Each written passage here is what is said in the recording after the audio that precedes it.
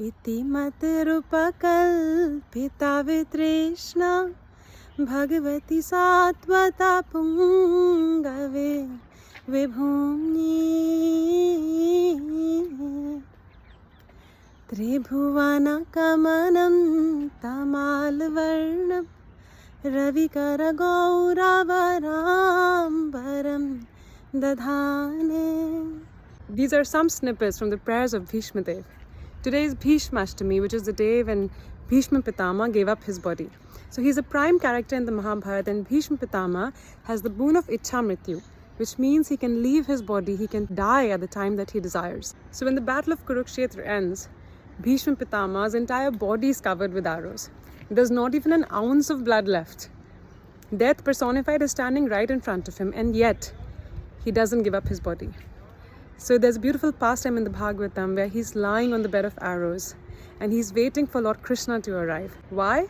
Because as a devotee of the Lord, he wants to make sure that at the time of death, all of his thinking, feeling, willing capacity is fully engaged in Krishna. There are a few very important lessons for us as devotees.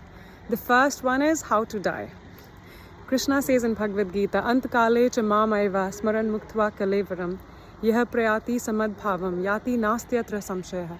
That if you remember me at the time of death, you will come to me, and of this there is no doubt.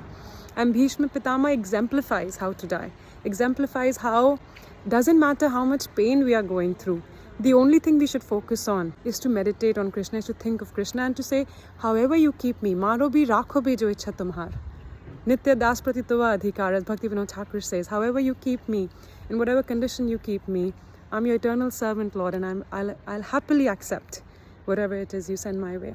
So that's first. And the second beautiful lesson is how Bhakta Vatsala Krishna is. That even though Bhishma Pitama was fighting on the side of the Kauravas, Krishna personally appears, personally shows up at his bed of arrows to give his personal darshan to him. So Bhishma Pitama could finally leave his body and go back to Krishna to engage in his eternal pastimes.